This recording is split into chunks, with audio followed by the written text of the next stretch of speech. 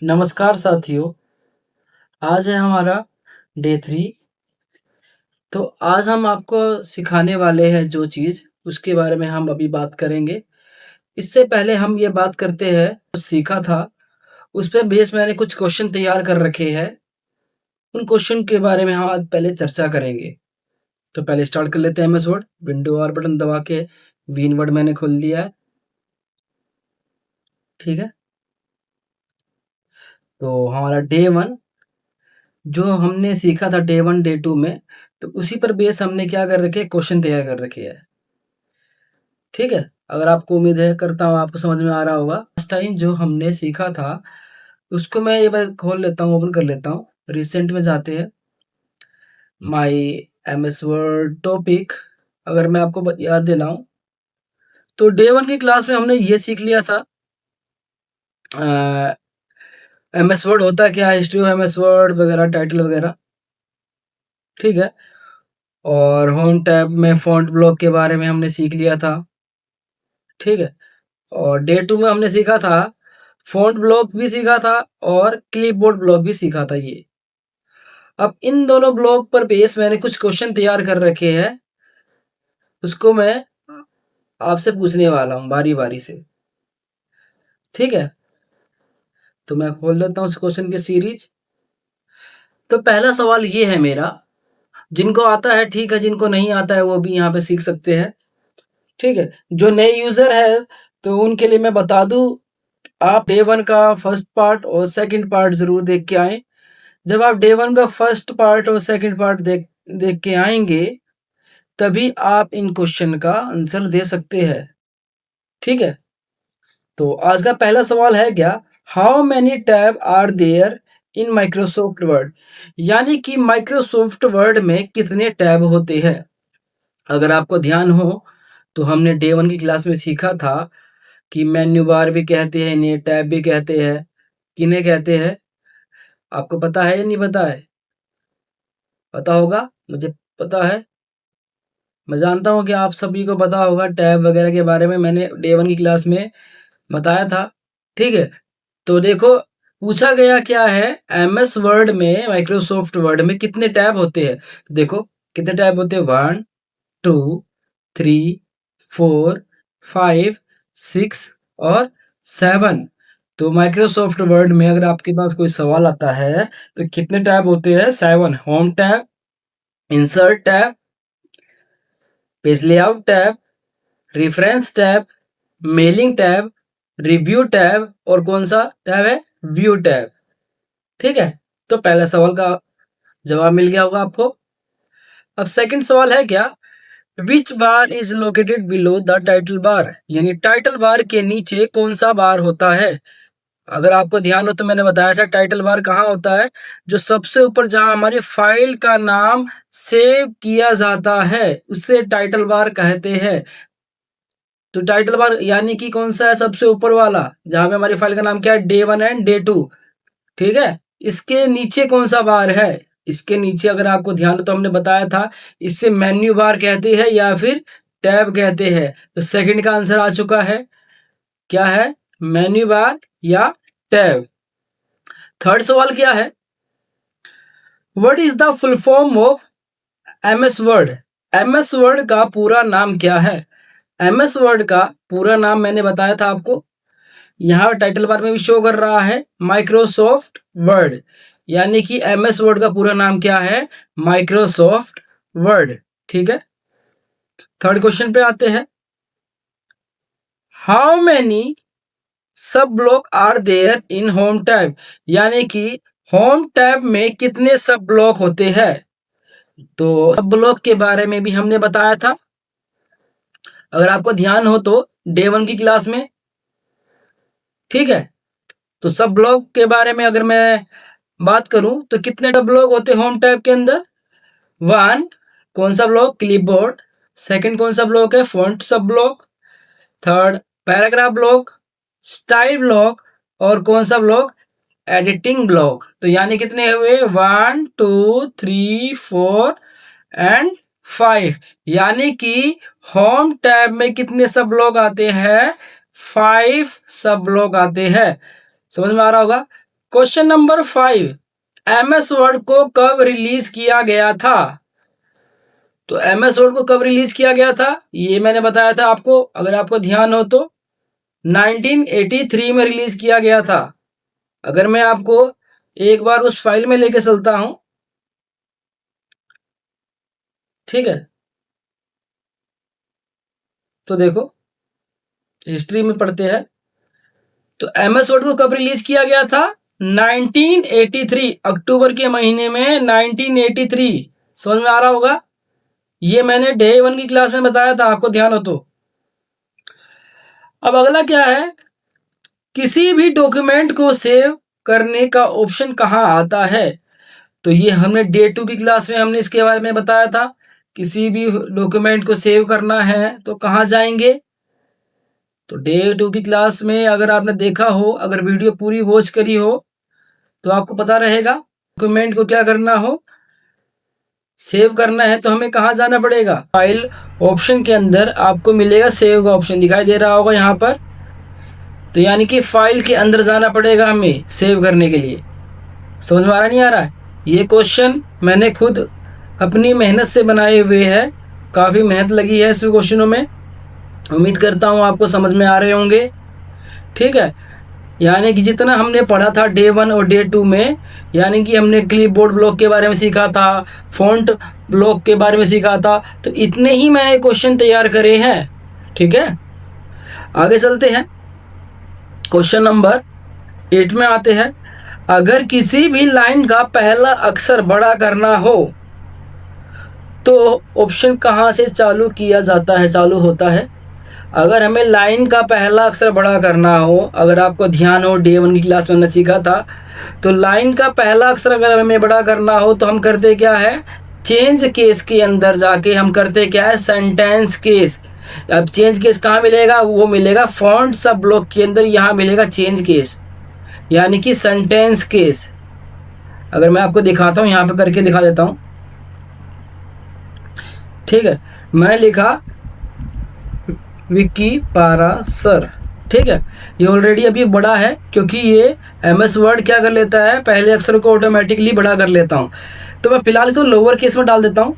अब आपको समझाता हूँ। जैसे कि मैंने इस वर्ड को यहाँ जाकर मैंने सेंटेंस केस पे अप्लाई किया, अगर आप देख पा रहे हैं तो लाइन का पहला अक्षर यानी कि वी बड़ा हो चुका है और बाकी सब वर्ड क्या है, स्मॉल है। तो यानी कि आपको आंसर मिल गया होगा। लाइन का पहला अक्षर बड़ा करना है तो कहाँ जाएंगे, हमें जाना पड़ेगा कहाँ पर, चेंज केस के अंदर, सेंटेंस केस। ठीक है, सवाल कैसा भी हो सकता है, बस आपको थोड़ा ध्यान देना पड़ेगा। शांत माइंड से अगर आप सोचोगे तो सवाल का जवाब जरूर मिलेगा। ठीक है, अगला क्वेश्चन क्या है, अगर हमें लाइन के सभी अक्षरों को क्या करना हो, बड़ा करना हो, तो कौन सा ऑप्शन चालू करेंगे? ये क्वेश्चन उसी क्वेश्चन से क्या है, लिंक है। ठीक है, किस क्वेश्चन से, जो इससे पहले क्वेश्चन पूछा गया, इसी ऑप्शन के अंदर से ही ये सवाल जुड़ा हुआ है। क्या कह रहे हैं, अगर हमें लाइन के सभी अक्षर को क्या करना हो, बड़ा करना हो, तो कौन सा ऑप्शन चालू करेंगे? तो लाइन के सभी अक्षर को बड़ा करना है तो क्या करना पड़ेगा, जैसे कि मैं लाइन नंबर 7 को सिलेक्ट कर लेता हूं और आपको दिखाता हूं। तो हमें करना पड़ेगा यहाँ पर जाकर चेंज केस में अपर केस। अपर केस पे जैसे मैं क्लिक करता हूं तो देखो लाइन के हर एक वर्ड यहाँ पर क्या हो चुके हैं, कैपिटल हो चुके हैं। समझ में आया नहीं आया? अगर आपको लाइन के सभी वर्ड, हर एक कैरेक्टर को कैपिटल में करना है यानी कि बड़ा करना है तो कैसे करेंगे, अपर केस से। ठीक है, अगला क्वेश्चन क्या आता है, कितने प्रकार के केस होते हैं, कितने प्रकार के चेंज केस होते हैं? तो चेंज केस कितने प्रकार के होते हैं, अगर आपको मैं यहां ले जाऊं, 1 2 3 4 5, तो कितने प्रकार के केस होते हैं भाई, 5 प्रकार के, यानी 5 टाइप्स के केस होते हैं। Sentence case, lower case, upper case, capitalise each word और टॉगल केस। ठीक है, समझ में आ रहा होगा आपको। आगे चलते हैं। अब अगला क्या कहा गया, थोड़ा जूम कर लेता हूँ स्क्रीन को, अगर आपको समझ में नहीं आ रहा तो थोड़ा और स्क्रीन को जूम डाल लेते हैं। क्लिपबोर्ड ब्लॉक में कितने ऑप्शन आते हैं? ये सवाल बहुत ही बार पूछा गया है एग्जाम में। क्लिपबोर्ड ब्लॉक के अंदर कितने ऑप्शन आते हैं? अभी तो कितने आते हैं? Cut, copy, paste, format painter, 1 2 3 4। अभी यहां पूछा गया कितने ऑप्शन आते हैं, तो आप आंसर में डालोगे क्या? 4। अगर आपसे यह बोल दिया गया क्लिपबोर्ड ब्लॉक में कितने ऑप्शन आते हैं, उन ऑप्शनों के नाम बताओ, तो आप लिखेंगे cut, copy, paste and format painter. ठीक है, अगला सवाल क्या है? एमएस वर्ड में डिफॉल्ट अक्षरों का साइज कितना होता है? क्या बोल रहा है? एमएस वर्ड में अक्षरों का डिफॉल्ट साइज कितना होता है, यानी कि what is the default size in MS Word. यानी कि एमएस वर्ड में अक्षरों का डिफॉल्ट साइज अगर आपको याद हो, ध्यान हो, तो अगर आप जब भी एमएस वर्ड खोलोगे तो आपको अक्षरों का साइज मिलने वाला है कितना? 11। कितना मिलने वाला है बच्चों? 11 साइज मिलेगा। आपको दिखा देता हूं मैं खोल के। कंट्रोल एन बटन दबाता हूं, मैं नया पेज ले लेता हूं। अगर आप देख पा रहे हैं तो यहां पर जो अक्षरों का जो साइज रखा गया है कितना है भाई? यहां पर अक्षरों का साइज रखा गया है 11। ठीक है, तो ये क्वेश्चन आ सकता है कि एमएस वर्ड में अक्षरों का साइज कितना होता है? एमएस वर्ड में अक्षरों का साइज कितना होता है? 11 होता है। ठीक है, क्लोज करते हैं इस प्रोग्राम से। अगला क्वेश्चन पूछते हैं। अब अगला क्या क्वेश्चन क्या है?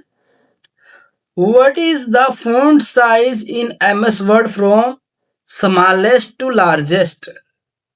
यानी कि एमएस वर्ड में फॉन्ट का जो साइज होता है स्मॉलेस्ट से लेकर लार्जेस्ट तक कितना होता है? यानी जो फॉन्ट के अंदर ये ऑप्शन आता है ना, इसके अंदर स्मॉलेस्ट हम जा सकते हैं और लार्जेस्ट कितना आ सकते हैं, ये नहीं, जो यहाँ पर दिया होता है उसी की बात कर रहे हैं। ऐसे मैन्युअली आप टाइप करके तो कुछ भी कर सकते हैं। फिलहाल इसमें जो बात हो रही है, इसमें एमएस वर्ड में कितना होता है स्मॉलेस्ट से लार्जेस्ट। अगर मैं आपको दिखाता हूं, स्मॉलेस्ट कितना है? 8 है। और लार्जेस्ट कितना है भाई? 72 है। समझ में आया नहीं आया? स्मॉलेस्ट है 8 और लार्जेस्ट है कितना? 72। इस जवाब का आंसर आ गया होगा, इस क्वेश्चन का आंसर आ गया होगा, आपको पता चल गया होगा। ठीक है, अब अगला क्वेश्चन क्या है? How many option are there in home tab and font block. यानी क्या बोल रहा है? होम टैब में फॉन्ट ब्लॉक में कितने ऑप्शन आते हैं? होम टैब देखो ये रहा, फॉन्ट ब्लॉक ये रहा, कितने ऑप्शन आते हैं देखो, काउंट करते हैं। पहला हो गया हमारा फॉन्ट, दूसरा फॉन्ट साइज, तीसरा ग्रो फॉन्ट, चौथा श्रिंक फॉन्ट, पांचवा ऑप्शन कौन सा है? चेंज केस, और अगला ऑप्शन कौन सा है? Clear formatting. छठा ऑप्शन हो गया हमारा, सातवां हो गया बोल्ड, आठवां हो गया इटैलिक, नौवां हो गया अंडरलाइन, और 10वां हो गया स्ट्राइक थ्रू, और 11वां हो गया हमारा कौन सा? सबस्क्रिप्ट, 12वां हो गया सुपर स्क्रिप्ट, 13वां हो गया टेक्स्ट इफेक्ट, 14वां हो गया टेक्स्ट हाइलाइटर, और 15वां कौन सा ऑप्शन है भाई? Font colour. यानी कि टोटल 15 ऑप्शन आपको होम टैब के अंदर फॉन्ट सब ब्लॉक के अंदर आपको मिलेंगे। कितने ऑप्शन? 15 ऑप्शन मिलेंगे। क्लियर है? आगे चले। अब क्या बोलता है भाई अगला ऑप्शन कि where is the word count display in MS Word. यानी कि एमएस वर्ड में शब्द की गणना कहां दिखाई देती है? यानी कि एमएस वर्ड में शब्द की गणना कहाँ दिखाई देती है? यानी कि एमएस वर्ड में हम कुछ भी टाइप करते हैं, कितने वर्ड हमने लिख लिए हैं, तो उसके बारे में हमें कैसे पता चलता है कि हम कितने वर्ड्स टाइप कर चुके हैं या लिख चुके हैं? उसके बारे में अगर आपको ध्यान हो, तो मैंने डे 1 की क्लास में बताया था कि स्टेटस बार होता है एक ऑप्शन। अब स्टेटस बार कहाँ होता है? तो दिखाएं। जहां पर पेज 1 लिखा हुआ है, इसी के जस्ट आगे चलेंगे तो यहां बता रहा है कितने वर्ड्स लिखे हुए हैं। फर्स्ट पेज में 472, यानी 472 शब्द लिखे गए हैं एमएस वर्ड में पहले पेज के अंदर। और टोटल कितने पेज है? टोटल पेज है हमारे 2। और हम कौन से पेज में हैं? पेज नंबर 1 में है। समझ में आ रहा होगा? तो ये मैंने क्वेश्चन बनाए थे आपके लिए, ठीक है, कि इस तरह के क्वेश्चन आ सकते हैं, तो आप इसके लिए तैयार रहिए, ठीक है। तो अब मैं आगे चलता हूं जो आज सिखाया जाएगा। तो मैं पहले अपनी फाइल खोल लेता हूं। तो हमारी फाइल है एमएस वर्ड टॉपिक, ठीक है। जो अभी तक हमने सीखा था, आगे चलते हैं। हमने जो सीखा था डे 3 की क्लास में, जो हम सीखने वाले हैं आज। क्लोज कर लेते हैं इसको, फाइल को कॉर्नर से जो खुला हुआ था। थोड़ा स्क्रॉल करके नीचे आते हैं। हाँ, तो डे 3 में पैराग्राफ ब्लॉक के अंदर हम bullets, numbering, multi level list, alignment में left alignment, centre alignment, right alignment, justify alignment, line and paragraph spacing, decrease indent, increase indent, sort, show and hide और शेडिंग, बॉर्डर और style के बारे में जानेंगे। और स्टाइल के साथ आगे चलते हैं कौन सा? एडिटिंग के अंदर हम क्या जानेंगे? फाइंड, रिप्लेस और सिलेक्ट। इनके बारे में आज हम चर्चा करेंगे। तो हम नया पेज लेते हैं, कंट्रोल एन बटन दबा के भी ले सकते हैं और फाइल में जाकर भी ले सकते हैं यहां से, ठीक है, न्यू पे क्लिक करके। तो आज हम चलते हैं यहां पर। पहला ऑप्शन क्या है? पैराग्राफ के अंदर पहले ऑप्शन का नाम क्या है? बुलेट्स। बुलेट्स होता क्या है? किसी भी लाइन के आगे डॉट की सीरीज लगाना। डॉट यानी कि दशमलव। अगर आप देखते होगे, जैसे कि हम बोलते हैं how many parts of computer, computer को कितने भागों में बांटा गया है, तो कई बच्चे स्टार बना देते हैं, कोई डॉट लगा देता है। जैसे कि अगर आपको मैं लेके चलूं यहाँ पर, जैसे मैंने स्टाइल ब्लॉक के अंदर मैंने ये देखो यहाँ डॉट लगा रखा है कि एडिटिंग ब्लॉक के अंदर आने वाले ऑप्शन कौन से है? फाइंड है, रिप्लेस है, सिलेक्ट ऑल है। इसे वो क्या कहा जाता है? इसे बुलेट्स कहा जाता है, ठीक है। अब यहाँ आते हैं, इसको करेंगे कैसे? मैंने सवाल पूछ लिया कि कंप्यूटर के टाइप्स कितने होते हैं या कंप्यूटर के पार्ट्स कितने होते हैं, तो मैं डाल दिया how many parts of computer, how many parts of computer, ठीक है।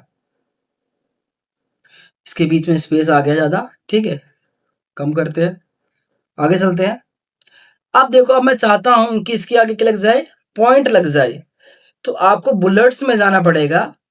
ये देखो, आप डॉट वाला बुलेट्स भी लगा सकते हो, यहाँ पर सर्कल वाला बुलेट्स भी दिया गया है, यहाँ रेक्टेंगल वाला बुलेट्स भी दिया गया है, ठीक है, या फिर आप टिक वाला बुलेट्स भी लगा सकते हो। तो आपको जैसा पसंद लग रहा है, जैसा आपको लग रहा है डॉक्यूमेंट में बनाना है आपको, जैसे अट्रैक्टफुल लगे, तो आप उस तरह के आप बुलेट्स यहाँ पर लगा सकते हैं। जैसे मैंने ये लगा दिया, मैंने लिखा सुपर कम सॉरी पार्ट लिखने है ना हमें, तो मैंने लिखा यहाँ पर मॉनिटर टर। अब जब तक मैं एंटर बटन नहीं दबाऊंगा तब तक हमारा नया बुलेट चालू नहीं होगा, ये ध्यान रखना, ठीक है। मैंने लिखा मॉनिटर, एंटर मारा, नीचे आया, मैंने लिखा सीपीयू, ठीक है। और मैंने लिखा यहाँ पर माउस, यहाँ लिखा मैंने कीबोर्ड, और यहाँ लिखा मैंने क्या? यूपीएस, ठीक है। तो मैंने पार्ट्स लिख दिए। अब ये सीपीयू में लाइन क्यों आ रही है, क्योंकि सीपीयू जो वर्ड है वो डिक्शनरी में नहीं आता है। अगर लाइन अगर आपको हटानी है तो आप इसको कैप्स लॉक बटन दबा के भी इसको कैपिटल में लिखोगे तो लाइन अब आएगी नहीं वैसे, ठीक है। अदरवाइज आप इग्नोर भी कर सकते हो राइट क्लिक करोगे तो, ठीक है।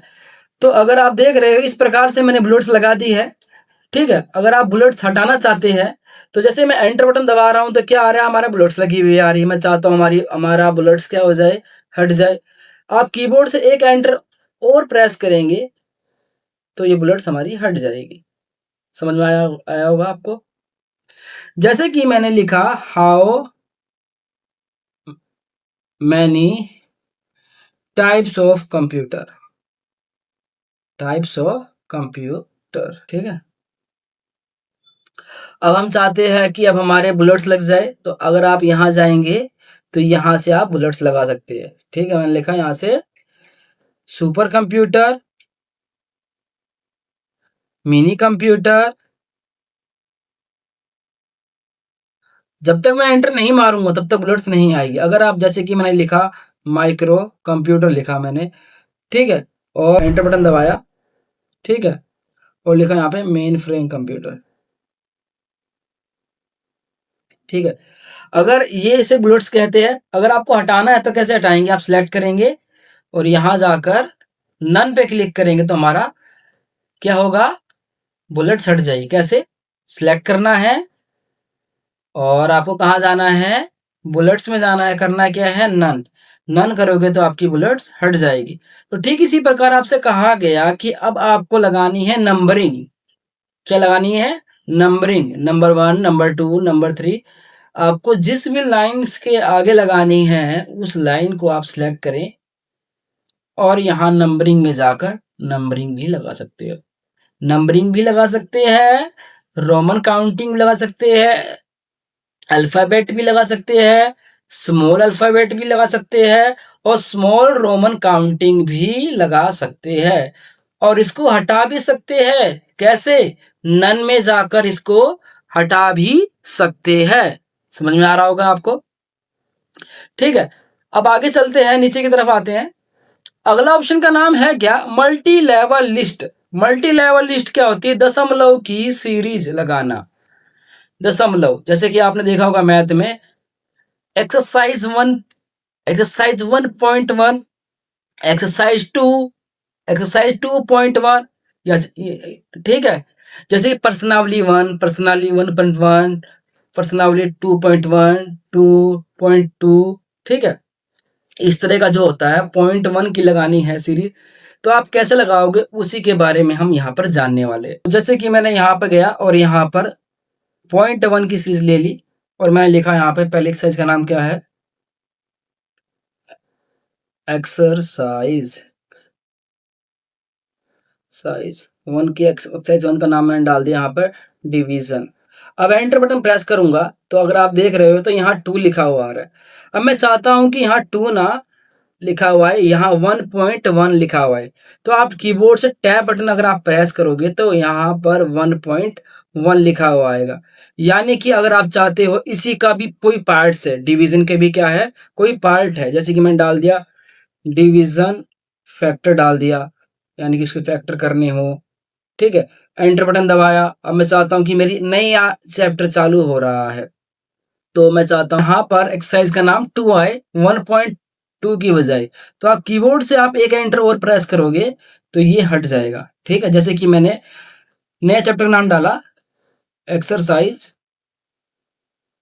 नया चैप्टर का नाम क्या है, सर्कल, ठीक है। एंटर बटन दबा रहे तो क्या आ रहा है, 3 लिखा हुआ आ रहा है। हम चाहते हैं 2.1 लिखा हुआ है। कीबोर्ड से टैब बटन दबाओगे, कौन सा बटन, टैब बटन अगर आप प्रेस करते हो तो 2.1 लिखा हुआ आ जाएगा, ठीक है। मैंने यहाँ पे लिखा सर्कल, मैंने लिखा सर्कल के बारे में जानेंगे और मैंने डाला रेक्टेंगल, ठीक है। अब और डाला यहाँ पर किसके बारे में जानेंगे हम, स्क्वायर के बारे में जानेंगे, ठीक है। ट्रायंगल ले लिया, ठीक है, ट्रायंगल के बारे में जानेंगे। इस एक्सरसाइज का नाम मैं डाल देता हूं क्या, शेप, शेप में हम क्या-क्या जानेंगे, रेक्टेंगल सीखेंगे, स्क्वायर सीखेंगे, ट्रायंगल सीखेंगे। आपकी एक्सरसाइज क्या हो रही है, चेंज हो रही है, स्विच हो रही है। तो जब जब भी एक्सरसाइज स्विच होगी, अगर मैं एंटर बटन दबाता हूँ, क्या लिखा हुआ आ रहा है 2.4। 2.4 अगर आपको नहीं चाहिए तो एंटर बटन एक बार और प्रेस करो, तो ऑटोमेटिकली वो 3 में कन्वर्ट हो जाएगा। समझ में आ रहा नहीं आ रहा है? यानी कि अगर जैसे कि मैंने नाम लिखा सोनू, एंटर बटन दबा रहा हूँ तो क्या आ रहा है, 4 लिखा हुआ आ रहा है। मैं चाहता हूँ कि 3.1 आ जाए, तो 3.1 की सीरीज लाने के लिए आपको टैब बटन दबाना है, अगर नहीं चाहिए तो एंटर बटन दबाना है। मेन ये है, ठीक है? आगे चलते हैं।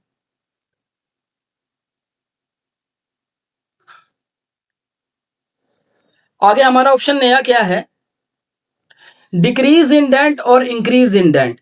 डिक्रीज इंडेंट और इंक्रीज इंडेंट होता क्या है? इसका इस्तेमाल आकांश तौर पर पोएम लिखनी हो, जैसे कि आपने देखा होगा कि जो राइटर लोग होते हैं अपना कंटेंट, आधा कंटेंट यहाँ बनाते हैं और आधा कंटेंट यहाँ से टाइप करते हैं, ठीक है? उस तरह का कंटेंट बनाना हो तो कैसे बनाएंगे, जैसे पोएम लिखनी होती है तब इसका इस्तेमाल ज्यादातर होता है राइटर लोगों के लिए। जैसे कि मैंने एक पोएम लिखी, जॉनी जॉनी यस पापा, ठीक है? एंटर बटन दबा रहा हूं, मैं लिखा ईटिंग शुगर नो पापा। अब मैं चाहता हूं कि अगली लाइन में एंटर बटन दबा रहा हूं तो हमें क्या करना पड़ रहा है, हमें लाइन यहां से लिखनी पड़ रही है, इधर से लिखनी पड़ रही है। मैं चाहता हूं कि हमारी लाइन यहां की बजाय मेरी लाइन फोर्थ स्टार्ट हो। तो आप इस इंडेंट को, ये इसे इंडेंट कहते हैं, इस इंडेंट को बढ़ाएंगे। कैसे बढ़ाएंगे, इंक्रीज पे जैसे आप क्लिक करोगे तो देखो इंडेंट बढ़ रहा है, अभी 2.5 4 पे आ गया, सेट हो गया, ठीक है? अगर आपको प्रॉपर 4 पे करना है तो वो करना भी मैं सिखाऊंगा। आप इस पे यहां से पकड़े और ऐसे भी कर सकते हैं प्रॉपर 4 पे, ठीक है? अब मैं चाहता हूँ Johnny Johnny yes papa, eating sugar no papa, लिखा टेलिंग लाई नो पापा डाला, और ओपन योर माउथ हा हा हा, ये लिखा। अब मैं चाहता हूं कि मेरी अगली पोयम स्टार्ट हो 1 से, तो अभी इंडेंट कहां पर है, 4 पे है, यानी कि मैं जो भी टाइप करूंगा कहां से आएगा, वो 4 से आएगा। क्यों आएगा, क्योंकि हमने 4 पर सेट कर रखा है। अगर मैं चाहता हूं कि मेरी लाइन अब कहां से स्टार्ट हो, 1 से, तो आप इस इंडेंट को डिक्रीज करेंगे। डिक्रीज आप जैसे करेंगे तो ऑटोमेटिकली ये इंडेंट पीछे चले जाएगा। 1 पे सेट कर देंगे, माउस से भी कर सकते हैं और ये काम यहां से भी कर सकते हैं, ठीक है? मैंने अगली पोएम लिखी यहां पर, twinkle twinkle little star, twinkle twinkle little star. अब मैं एंटर बटन दबाऊंगा तो मेरी लाइन जो स्टार्ट होगी कहां से स्टार्ट होगी, 1 से। क्यों, क्योंकि हमने इंडेंट को 1 से कर रखा है। तो इसी को कहा जाता है डिक्रीज इंडेंट और इंक्रीज इंडेंट। आशा करता हूं समझ में आ रहा होगा आपको, ठीक है? जरूरी नहीं है कि हम काम से पहले करें, आप काम करने के बाद भी लाइन को आगे पीछे मूव कर सकते हैं। जैसे कि मान के चलो यही लाइन ले लेते हैं, मुझे इस लाइन को क्या करना है, आगे की तरफ ले जाना है, तो आप यहां जाकर इंक्रीज इंडेंट पे क्लिक करोगे, जहां पर भी रखनी है लाइन को आप वहां लाकर छोड़ सकते हैं, ठीक है?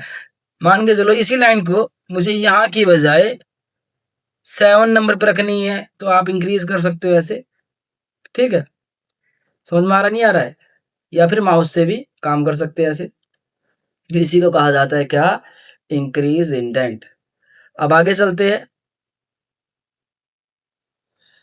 आगे हमारे पास क्या है, अलाइनमेंट। तो अलाइनमेंट कितने होते हैं, 4 टाइप्स के, लेफ्ट अलाइनमेंट, सेंटर अलाइनमेंट और राइट अलाइनमेंट। और कौन सा अलाइनमेंट भाई, जस्टिफाई अलाइनमेंट। तो लेफ्ट अलाइनमेंट आपको हमेशा एक्टिवेट मिलेगा। क्यों मिलेगा, रीजन क्या है, क्योंकि हम लेफ्ट साइड से काम करना स्टार्ट करते हैं। कॉपी में भी आपने देखा होगा हम कहां से लिखते हैं, लेफ्ट साइड से लिखते हैं, ठीक है? जैसे मैंने लिखा माई नेम इज राहुल, ये जो काम हम कर रहे हैं कहां से आ रहा है, लेफ्ट साइड से आ रहा है। अब मैं चाहता हूं जो भी मैं काम करूं मेरा सेंटर से आए, तो आप सेंटर अलाइनमेंट में अगर आप जैसे क्लिक करोगे तो ऑटोमेटिकली आप यहां जो भी लिखोगे वो कहां से आएगा, वो सेंटर से आएगा। अगर आपको ध्यान हो तो हमने माई सेल्फ जब सीखा था, मैंने आपको बताया था आगे जाने के लिए टैब बटन दबाते हैं, ठीक है? बीच में आने के लिए टैब बटन दबाते हैं, क्योंकि मैंने आपको ये ऑप्शन पढ़ाया नहीं था सेंटर वाला, तो इसलिए मैंने आपको टैब का तरीका बताया कि टैब से भी आगे जा सकते हैं। अब मैंने आपको सेंटर आने का तरीका बता दिया, तो आप सेंटर के पे क्लिक करोगे तो यहाँ से आ जाएंगे। ठीक है, अगर आपको राइट साइड में जाना है तो मैं राइट अलाइनमेंट पे क्लिक करूंगा तो मेरा राइट साइड में आ जाएगा। जो भी मैं काम लिखूंगा वो कहाँ से आएगा, राइट साइड से आएगा। ठीक है, फिर आखिरी अलाइनमेंट कौन सा बचा, आखिरी अलाइनमेंट हमारा बचा जस्टिफाई अलाइनमेंट। अब जस्टिफाई अलाइनमेंट क्या होता है, इक्वल करना किसी भी कंटेंट को या किसी भी पैराग्राफ को आगे से और पीछे से इक्वल करना है तो कैसे करेंगे। अगर अगर आपको ध्यान हो तो मैंने एमएस वर्ड में आपको पैराग्राफ लिखना सिखाया था। कैसे लिखना सिखाया था, इक्वल टू डालें, रैंड लिखे, ब्रैकेट को ओपन करें, शिफ्ट बटन दबा के ब्रैकेट को क्लोज करिए और एंटर बटन प्रेस करोगे। इस प्रकार से हमारा ये पैराग्राफ आ जाएगा। तो ये पैराग्राफ क्या है, प्रैक्टिस पैराग्राफ है, इसमें कोई भी आप अभ्यास वगैरह कर सकते हो। तो देखो मैं जस्टिफाई ऑप्शन बताने जा रहा हूं, तो इसमें करना क्या है, अगर आप ध्यान से देखें, आगे से पैराग्राफ इक्वल है और पीछे से पैराग्राफ थोड़ा देखो आगे जा रहा है, पीछे जा रहा है, आगे जा रहा है, पीछे जा रहा है। इनको सीक्वेंस मेंटेन कराना है हमें, आगे से और पीछे से इक्वल करना है। तो जस्टिफाई अलाइनमेंट पे जैसे क्लिक करोगे ऑटोमेटिकली ये इक्वल हो जाएगा, तो इसको जस्टिफाई अलाइनमेंट कहा जाता है। फिर हमारे पास कौन सा चीज आती है जिसका नाम क्या है, अगला option, line and paragraph spacing. यानी कि किसी भी लाइन या पैराग्राफ का स्पेस को बढ़ाना हो या घटाना हो तो आप यहां से बढ़ा भी सकते हैं और घटा भी सकते हैं। मान के चलो मैं लाइन नंबर 1 को सिलेक्ट करता हूं और यहां जाता हूं। अब स्पेस कितना है, 1.5। ठीक है, मैंने कर दिया 1.5 कर दिया, 2.0 कर दिया, 2.5 कर दिया, 3.0 कर दिया। तो अगर आप देख पा रहे हैं लाइन नंबर 1 का ही गैप बढ़ रहा है, line number sorry paragraph number 1 का ही गैप बढ़ रहा है और पैराग्राफ नंबर 2 का गैप नहीं बढ़ा और पैराग्राफ नंबर 3 का नहीं बढ़ा। क्यों नहीं बढ़ा, क्योंकि हमने इस पैराग्राफ को सिलेक्ट किया था। अगर आपको कम करना है तो यहां से आप कम भी कर सकते हो पहले जैसा। ठीक है, अगर आपको सभी पैराग्राफ का करना है तो आप पूरा कंटेंट सिलेक्ट करें और यहां से जाकर पैराग्राफ के स्पेस को यहां से कम भी कर सकते हैं। और इससे ज्यादा भी कम करना है, जैसे कि मैं 1.5 कर दिया मैंने, मैं चाहता हूं कि गैप और कम हो तो आप 1.0 कर दोगे। और कम कराना है, देखो यहाँ दिया गया कौन सा ऑप्शन, रिमूव। अगर मैं रिमूव पे जैसे क्लिक करूंगा ना तो जिसका गैप बचा होगा ना थोड़ा बहुत भी, उस गैप को भी क्या कर देगा, वो कम कर देगा। कौन सा ऑप्शन कम कर देगा भाई, रिमूव। अभी ऑप्शन नहीं आ रहा है, क्यों, क्योंकि हमने इसका गैप हटा दिया। अगर मैं कंट्रोल जेड करता हूं, फिर आपको दिखाता हूं यहां से, देखो रिमूव स्पेस आफ्टर पैराग्राफ। ठीक है, अगर आपको बढ़ाना है तो यहां से बढ़ा सकते हैं स्पेस, यानी कि बढ़ जाएगा बिफोर करोगे तो, और इस आफ्टर कर दोगे तो सारा, ऐड करोगे तो स्पेस बढ़ जाएगा, ऐड स्पेस करोगे तो स्पेस यानी कि बढ़ जाएगा, और रिमूव कर दोगे तो जो भी स्पेस होगा वो भी हट जाएगा। ठीक है, अब अगला ऑप्शन क्या आता है जिसका नाम क्या है हमारा, शेडिंग।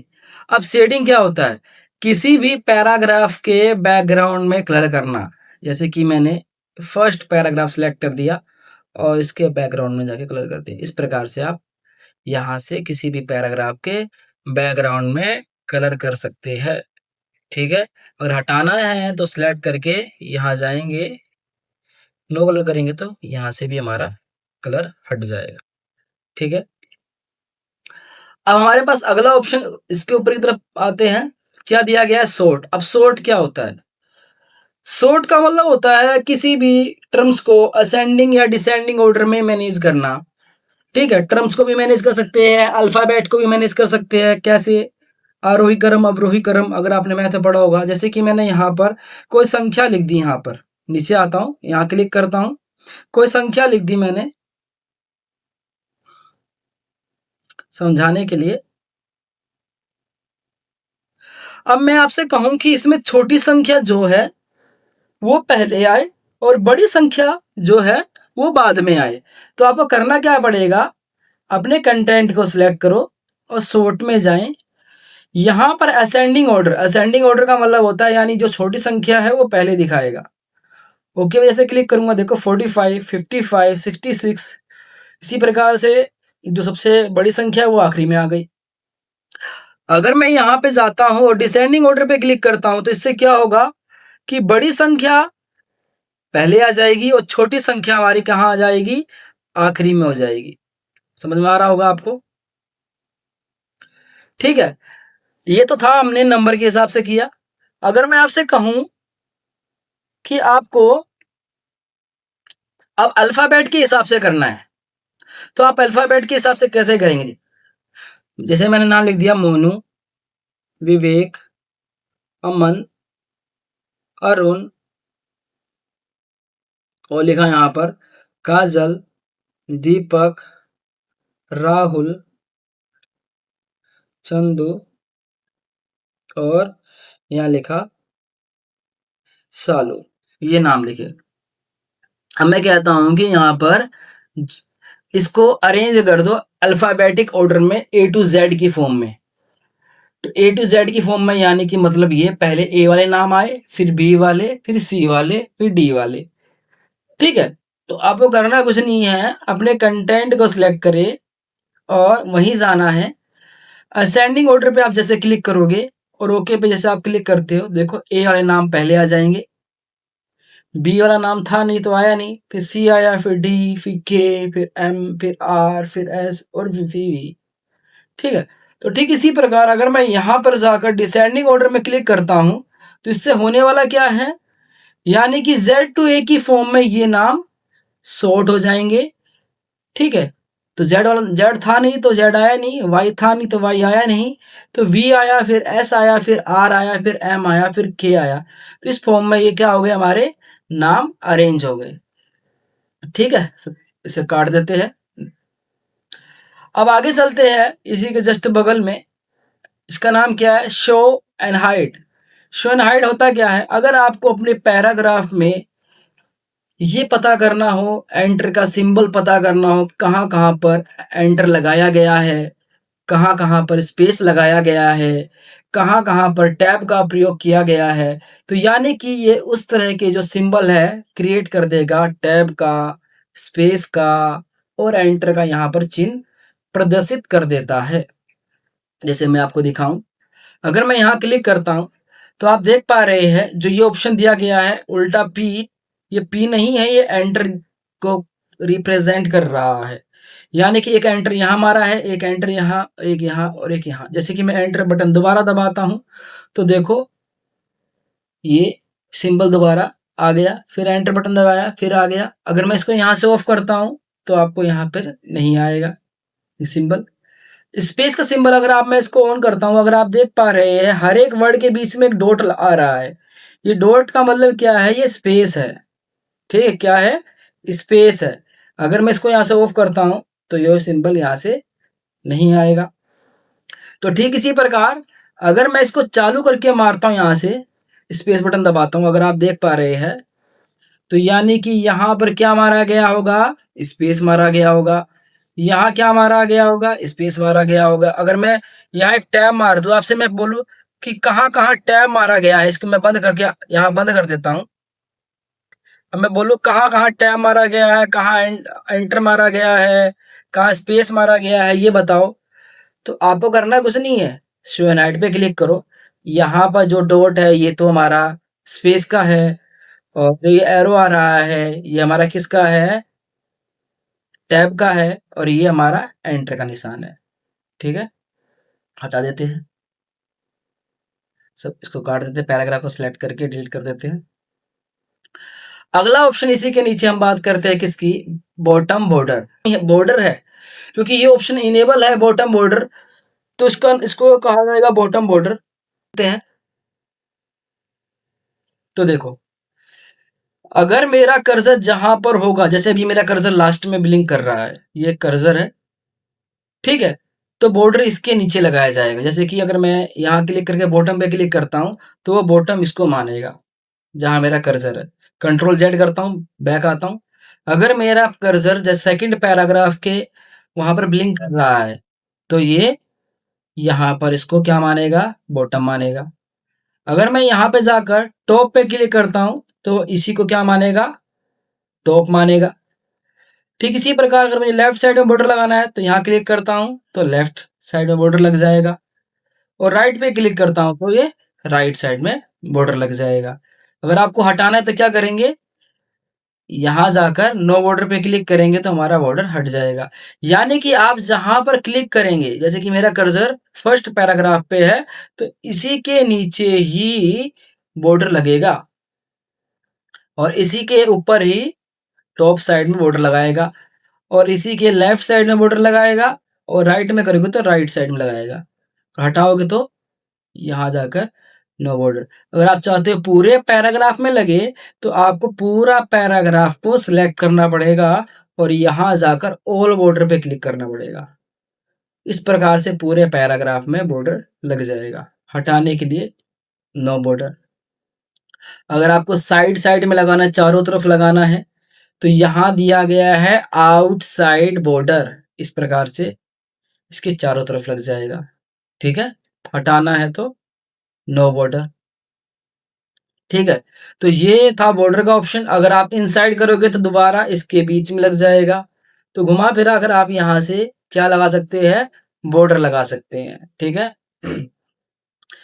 आगे ऑप्शन क्या दिया गया, स्टाइल दिया गया। स्टाइल होता क्या है, अभी हम कौन से स्टाइल में काम कर रहे हैं, नॉर्मल स्टाइल में। अगर आपको स्टाइल को चेंज करना है तो कैसे चेंज करेंगे, सिलेक्ट करेंगे यहाँ से, जैसा भी स्टाइल चाहिए, हेडिंग 1 का चाहिए, हेडिंग 2 का चाहिए, तो आप यहाँ से अपने स्टाइल को चेंज कर सकते हैं।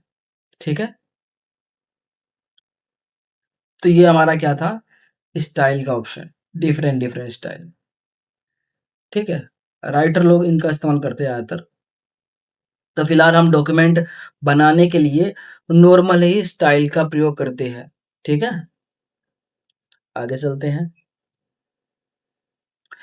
आगे हमारे पास ऑप्शन आता है फाइंड। अब फाइंड होता क्या है, फाइंड का मतलब होता है किसी भी वर्ड को ढूंढना, यानी कि सर्च करना।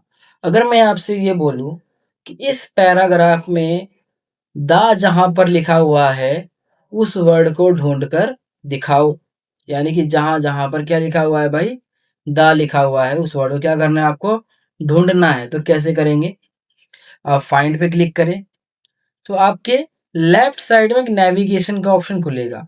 ठीक है, तो यहाँ पर जाकर आपको जिस भी वर्ड को ढूंढना है उस वर्ड को टाइप करें, दा को ढूंढना है। तो देखो दा यहाँ पर हाईलाइट हो चुका है, परंतु ध्यान देने वाली बात है, दा तो हो गया है पर दा के साथ यहाँ पर दीज भी हाईलाइट हो रहा है। अदर में दा आता है तो ये भी हाईलाइट हो रहा है, दे में दा आता है तो ये भी हाईलाइट हो रहा है। और हमें क्या करना है, केवल दा को करना है। तो ये सवाल भी बन सकता है, क्वेश्चन बनाया जाए तो सवाल बन सकता है कि दा को हाईलाइट करना तो कैसे करेंगे। तो आपको करना कुछ नहीं पड़ेगा, यहाँ पर यहीं पर रिप्लेस में जाओगे अगर आप यहाँ पर आपको फाइंड में मोर के अंदर जाकर यहाँ मिलेगा फाइंड वोल वर्ड्स ओनली, यानी कि हमें उसी वर्ड को हाईलाइट करना है जो वर्ड यहाँ पर दिया गया है। आप यहाँ जाके अगर आप हाईलाइट ऑल कर दोगे, तो अगर आप अब देखोगे तो देखो केवल द ही हाईलाइट होगा, दीज दे देम वो हाईलाइट नहीं होगा। तो इसी को क्या कहा जाता है, फाइंड कहा जाता है। समझ में आया नहीं आया, हटाना है तो यहाँ पर जाकर फाइंड रिप्लेस में जाकर आप यहाँ जाके क्या कर सकते हो, हटाने के लिए क्लियर हाइलाइटिंग करोगे तो हट जाएगा। ठीक है, रिप्लेस होता क्या है, किसी भी वर्ड को क्या करना, बदलना। अगर मैं आपसे कहूं कि जहां पर डॉक्यूमेंट लिखा हुआ है उस वर्ड को बदल के क्या कर दो, कैन कर दो। अगर मैं आपको दिखाऊं डॉक्यूमेंट कहाँ लिखा हुआ है, फाइंड पे जाके मैं लिखता हूं डॉक्यूमेंट, तो देखो 1 2 3 4 5 6 ये काम कितनी जगह लिखा हुआ है, 6 जगह पे लिखा हुआ है। अगर ये काम मैं मैन्युअली करता, अगर ये ऑप्शन नहीं होता तो मुझे कितना टाइम लगता। ये तो यहाँ पे मैटर फिलहाल छोटा है, अगर यही मैटर काफी बड़ा होता तो मैन्युअली करना पड़ता। तो मैं यहाँ क्लिक करता, इसको मैं इरेज करता, इरेज करने के बाद फिर मैं यहाँ टाइप करता कैन, फिर मैं फिर सेकंड वाले वर्ड को क्लिक करता, फिर इसको इरेज करता बैक स्पेस बटन दबा के, फिर कैन लिखता। तो इससे क्या होता, टाइम वेस्ट होता। तो इसलिए यहाँ पर एक वर्ड बनाया गया जिसका नाम क्या है, रिप्लेस। ऑप्शन बनाया गया जिसका नाम क्या है, रिप्लेस। ठीक है, जैसे मैंने यहाँ लिखा हुआ डॉक्यूमेंट, डॉक्यूमेंट की जगह मुझे करना क्या है, कैन करना है। तो मैंने यहाँ लिखा कैन। यहाँ ऑप्शन खुलेगा रिप्लेस और रिप्लेस ऑल। रिप्लेस का मतलब ये है कि अगर आपको सिलेक्टेड पार्ट्स में ही करना है, जैसे मैं चाहता हूं कि यहाँ पर कैन हो तो मैंने क्लिक करा, वहीं पर कैन होगा। मैं चाहता हूँ इस वाले वर्ड में कैन ना हो, ठीक है, ये बिल्कुल सही लिखा हुआ है, तो आप फाइंड नेक्स्ट पे क्लिक करें। अब मैं चाहता हूँ यहाँ पर हो, तो रिप्लेस पे क्लिक कर दें, ठीक है। अगर आप चाहते हो यहाँ पर ना हो, तो आप फाइंड नेक्स्ट पे क्लिक करेंगे, रिप्लेस पे क्लिक करेंगे। मैं चाहता हूँ यहाँ यहाँ होना चाहिए, यहाँ पे भी होना चाहिए, तो इस प्रकार से इसका इस्तेमाल कर सकते हो रिप्लेस का। और रिप्लेस ऑल का इस्तेमाल किस लिए करते हैं, जैसे कि अगर मैं रिप्लेस में दोबारा जाता हूँ, मैं कह दूं कि जहां पर कैन लिखा हुआ है, जहां पर कैन लिखा हुआ है वहां पर डॉक्यूमेंट करना है,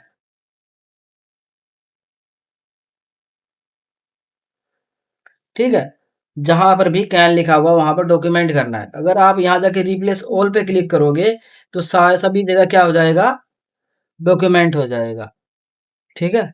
अब अगला ऑप्शन क्या आता है, सिलेक्ट। सिलेक्ट क्या होता है, अगर आपको अपने डॉक्यूमेंट को क्या करना हो, सिलेक्ट करना हो, तो कैसे करेंगे, आप माउस से भी सिलेक्ट कर सकते हैं, या फिर आप यहां जाकर सिलेक्ट ऑल पे क्लिक करेंगे, तो इस प्रकार से भी आपका कंटेंट सिलेक्ट हो जाएगा, ठीक है। इसे क्या कहा जाता है, सिलेक्ट कहा जाता है, ठीक है। फिर यहाँ पे क्या आता है, सिलेक्ट ऑब्जेक्ट। ऑब्जेक्ट के बारे में हम आगे पढ़ेंगे, ऑब्जेक्ट को अगर हम सिलेक्ट करना है तो, ठीक है। फिर आता है क्या, select all text with similar formatting. इसका मतलब ये है कि अगर मान के चलो मैं आपको एक फॉर्मेट करके दिखाता हूँ, यहाँ पे डिजाइन ले लेता हूँ, ठीक है, कलर कर देता हूँ, कई किसी किसी लाइन में मैं क्या कर ले रहा हूँ, उनको सिलेक्ट करके कलर कर दे रहा हूँ। मान के चलो मैंने काम किया हुआ है और हमसे कहा गया जितनी लाइनों में रेड कलर किया गया है उन लाइनों को एक साथ क्या कर दो, सिलेक्ट कर दो। तो आपको करना नहीं है, ये है कि पहले उस लाइन को एक बार सिलेक्ट करना है और यहां जाकर select all text with similar formattings पे क्लिक करोगे तो जितनी भी लाइन पर आपने रेड कलर किया है यानी कि फॉर्मेटिंग करी है, उस फॉर्मेटिंग को एक साथ सिलेक्ट कर देगा। अगर आपको कुछ भी करना हो, जैसे मुझे बोल्ड करना है बोल्ड कर सकता हूँ, साइज बड़ा करना है साइज बड़ा कर सकता हूँ, इटैलिक करना है इटैलिक कर सकता हूँ, हैंडराइटिंग करना चेंज करना है तो हैंडराइटिंग चेंज कर सकता हूँ, डिलीट करना है तो डिलीट कर सकता हूँ, ठीक है। तो आज हमने यहाँ तक सीख लिया फाइंड, आज हमने फाइंड रिप्लेस और सिलेक्ट ऑल के बारे में सीख चुके हैं। तो आज आपके लिए कुछ क्वेश्चन है जो मैंने आज पढ़ाया, उस पर हमने डे 3 में मैंने क्वेश्चन बना रखे हैं आपके लिए, ठीक है। तो डिक्रीज इन इंडेंट कौन से टैब में आता है, ये आपको बताना है, ठीक है। डिक्रीज इंडेंट कौन से टैब में आता है आपको कमेंट करके बताना है। और इसमें से मैं आपको एक सवाल पूछूंगा, सवाल को मैं हाईलाइट करता हूं, उस सवाल का जवाब जो भी देता है उस बच्चे को एक गिफ्ट दिया जाएगा मेरी तरफ से। पर कंडीशन ये है कि आपको पहला कमेंट करना पड़ेगा। पहला कमेंट ये नहीं कि आप हार्ट्स बना के भेज रहे हो, उसे कमेंट को नहीं माना जाएगा, आंसर में पहला कमेंट होना चाहिए, ठीक है। तो पहला सवाल ये है, डिक्रीज इंडेंट कौन से टैब में आता है। तो डिक्रीज इंडेंट कौन से टैब में आता है भाई, आप कमेंट करके बताएं। अगर हमें किसी भी डाटा को ढूंढना है तो किसका उपयोग करते हैं, तो ये आपका सवाल है।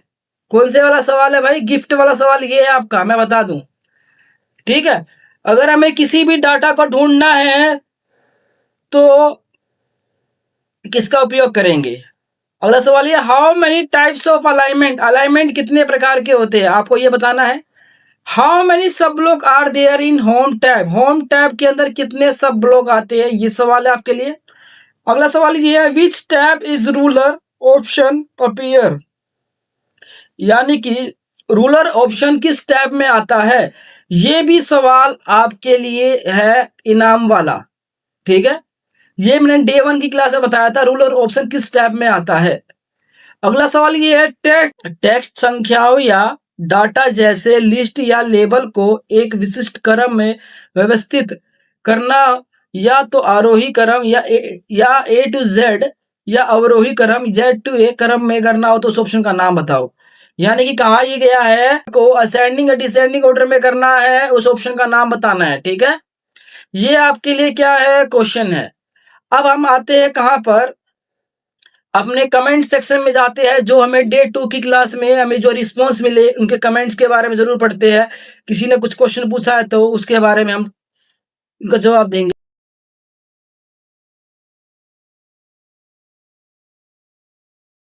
अपने यहाँ पर अपने टैब पे आ चुके हैं। यूट्यूब में खोल लेता हूँ। किसी ने अगर किसी भी प्रकार का सवाल पूछा है उनको जवाब दिया जाएंगे। जो सवाल पूछे गए हैं बच्चे ने, तो उनके सवाल का आंसर आज आने वाला है। तो डे 2 की वीडियो में आते हैं पहले हम। डे 2 की वीडियो, ठीक है, हिस्ट्री में पहुंचते हैं, यूर वीडियो। तो अपनी वीडियो डे 2 की वीडियो में एक बार देख लेता हूँ कितने कमेंट्स वगैरह आए हुए हैं। तो हम अपने कमेंट सेक्शन में जाते हैं। जितने भी कमेंट्स आए हैं मैं उनको जवाब देता हूँ। बिलाल अंसारी भैया अच्छा समझा रहे हैं, थैंक यू भैया। बिलाल अंसारी आपको दिल से धन्यवाद। दीपक कुमार ने कहा बहुत अच्छा समझा रहे हैं, thank you thank you. Useful video, thank you भाई, थैंक यू सभी को। ठीक है, और नीचे करते हैं।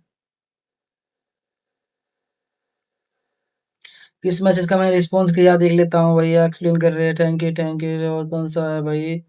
नॉलेजेबल वीडियो, बहुत अच्छा समझा रहे हैं सर आपने बहुत अच्छा समझाया है। बस आप, अरे हाँ, काम देना आज मैं भूला नहीं हूँ, आज मैंने काम दिया है आपको, ठीक है।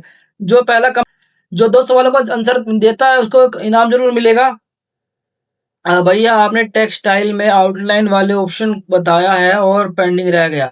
हाँ जी, हाँ जी। किसने पूछा है? ये रोहित डांसर ने पूछा है कि एक टेक्स्ट आउटलाइन का ऑप्शन। चलो आज अभी करते हैं कवर।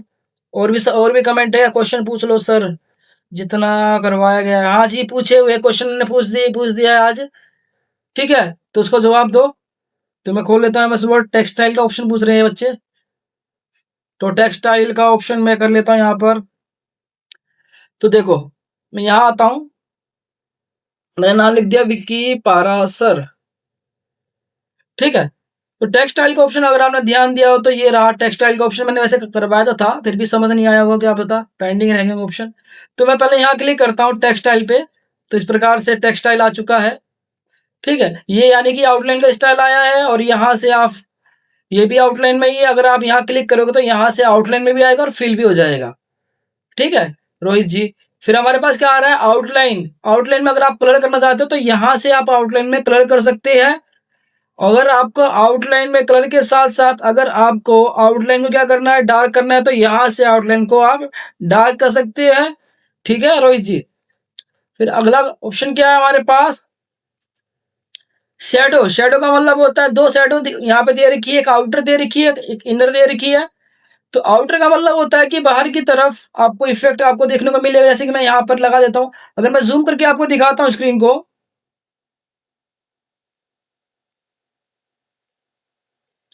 अब मैं आपको दिखाता हूँ।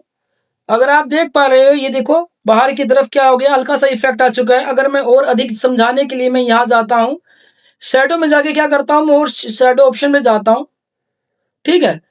तो अगर आप देख पा रहे हैं, मैं इसके शैडो बढ़ाता हूँ। अगर आपको अब दिख समझ में आ रहा होगा रोहित जी क्या है ये, इस प्रकार से आप शैडो लगा सकते हैं, बढ़ा सकते हैं, ठीक है। यानी कि बाहर की तरफ आपको शैडो आएगी, ठीक है। अगर आपको शैडो में कलर करना है तो यहाँ से आप अपने हिसाब से कलर भी कर सकते हैं, जैसे मर्जी चाहे, ठीक है रोहित जी। ब्लर का मतलब यानी कि अगर आपको शैडो को धुंधला करना है तो धुंधला कर सकते हो, डार्क करना है तो पीछे की तरफ लेके आओगे, डार्क कर सकते हो। और एंगल आपको चेंज करना है तो आप इस प्रकार से एंगल को भी चेंज कर सकते हैं। यहाँ पे शैडो कहाँ रखनी है, ऊपर नीचे दाएं बाएं। डिस्टेंस बढ़ाना है, ऊपर नीचे करना है, तो यहाँ से शैडो का इसमें डिस्टेंस को कवर कर सकते हैं। उम्मीद कर रहा हूँ समझ में आ रहा है। फिर हमारे पास क्या आता है? रिफ्लेक्शन आता है। रिफ्लेक्शन क्या होता है? अगर आपको इसी की परछाई सामने की तरफ लगानी है, जैसे कि मैंने रिफ्लेक्शन लगा देता हूँ यहाँ से। अगर आप देख रहे हो इसी की परछाई सामने की तरफ आ चुकी है, देखो इसे रिफ्लेक्शन कहा जाता है। अधिक जानकारी के लिए अगर आपको और चाहिए तो रिफ्लेक्शन के और ऑप्शन में जाओगे तो यहाँ पर भी वही ऑप्शन दिया गया है कि रिफ्लेक्शन की ट्रांसपेरेंसी क्या होनी चाहिए, डार्क रखनी है या लाइट रखनी है, तो यहाँ से वो उस चीज का ऑप्शन इस्तेमाल कर सकते हो। साइज बढ़ाना है रिफ्लेक्शन का तो इस प्रकार से रिफ्लेक्शन के साइज को आप बढ़ा सकते हो। डिस्टेंस बढ़ाना है तो यहाँ से डिस्टेंस आप बढ़ा सकते हो, ठीक है। ब्लर करना है, धुंधली करनी है रिफ्लेक्शन, ये वाकई सही ऑप्शन वही है जो हमने अभी सीखा। और ग्लो, ये हमारा ग्लो का ऑप्शन है, किसकी? आउटलाइन के बाहर की तरफ ग्लो आ जाएगा। इस प्रकार से आप ग्लो का इस्तेमाल कर सकते हैं। अगर आपको ग्लो की सेटिंग्स समझनी है तो ग्लो के ऑप्शन में अगर आप जाओगे तो आप यहाँ से ग्लो की सेटिंग्स में कलर भी चेंज कर सकते हो। जैसे मुझे ग्रीन करना है तो मैं ग्रीन कर लेता हूँ। साइज अगर आप चाहे ग्लो का साइज बढ़ाना है तो ये ग्लो का साइज बढ़ गया है, कम करना है कम कर सकते हैं, ट्रांसपेरेंसी बढ़ानी है घटानी है, ये वो ऑप्शन दिए गए हैं। तो रोहित जी ये सवाल आपका मैंने बता दिया है। उम्मीद करता हूँ समझ में आ गया होगा आपको। ठीक है, तो डे 2 की क्लास आज यहीं पर ओवर होती है। तो जो हमने ऑप्शन सीखे, bullets, numbering, multi level list, left alignment, line spacing, decrease indent, sort, स्वेन हाइट, shading, border, find, replace, select और टेक्स्ट इफेक्ट का जो ऑप्शन था ये भी सीखा। और मैंने जो सवाल दिए हैं उन सवाल का जवाब लेके आओ कमेंट्स में और गिफ्ट ले जाओ। ठीक है, जो भी हमारे सब्सक्राइबर है उन्हीं को एक बढ़िया सा गिफ्ट मिल जाएगा। ठीक है, तो तब तक के लिए हमारे एमएस वर्ड की क्लास में लाइक एंड शेयर करना ना भूले, सब्सक्राइब करना भी ना भूले, घंटी वाला ऑप्शन को जरूर दबाया करें ताकि आने वाली वीडियो को आपको पता चले कि कौन सी वीडियो आने वाली है। ठीक है।